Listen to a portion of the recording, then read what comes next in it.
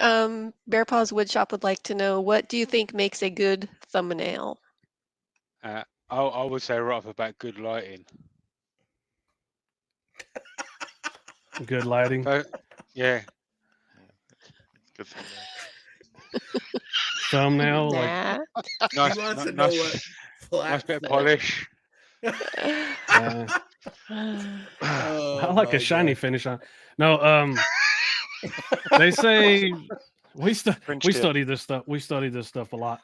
So the best one is going to be a simple photo that's going to say what your video's about, like just looking at it, and no text or whatever. If you got to add text, that's fine. But if you can have a video that lets you know what that video's about without any text on there, that's probably the best one. And I would add. Oh, go ahead. And then after that, it's going to be some bright colors or the right. It just needs to look good and clickable, and that's the. And speaking of thumbnails, it's the most important part of anything we do, and we're just now getting into it.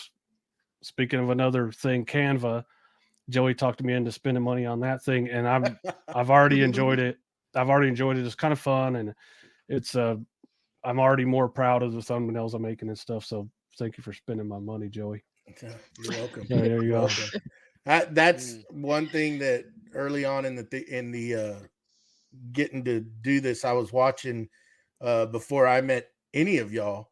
I was watching some YouTube videos on that, and I think it was Jason Bentz. It was at a Workbench Con, and he was giving a seminar, and that was one of the key things he hit on that stuck in my head, and that's where I found Canva. That was really one of the first platforms that I went to with his suggestion. That was one of the most important things that you need to pay attention to when you're putting a video out is your thumbnail.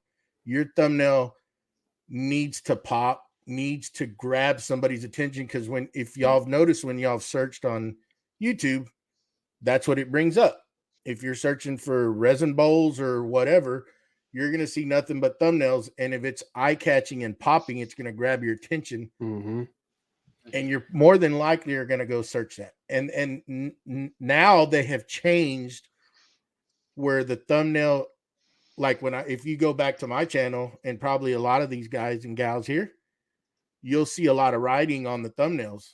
Now it's totally like turned around, and there's like hardly no writing. It's just pictures. And that's a whole nother deal of how to capture those pictures. Just to get nerdy for a second, and I'll wear that with pride. I'm a nerd. So if YouTube suggests your video 100 times, so 100 people get to see your thumbnail and only 2 people click on it, it's a 2% click-through rate, and YouTube's not going to show your video anymore. So if you have 10 people click on it, you get a 10% click-through rate, then they're more likely to show your video. So if you just have the thumbnail that YouTube's going to suggest for you, because they'll have 3 of them on there, and you just pick one and put it on there, you're probably not likely to have a big click-through rate, which will mean they're not going to suggest your video. So that's one of those things where you have to realize, I could spend 2 days editing a video. If they don't click on it, I wasted 2 days editing. And I could have took a couple hours to make a nice thumbnail, or longer, and then it would pay off. But it is hard. You're not going to get. It's hard enough to get views anyway, and if you don't do yourself any justice by making a good thumbnail, then you're just kind of wasting your time. Yeah. So it needs to be, I think for most people, it needs to be simple and pleasing to the eye.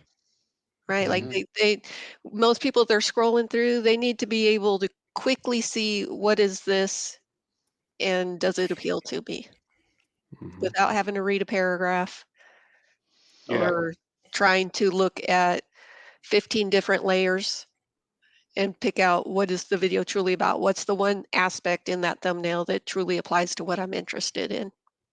They need to be able to see that in the forefront. Yep.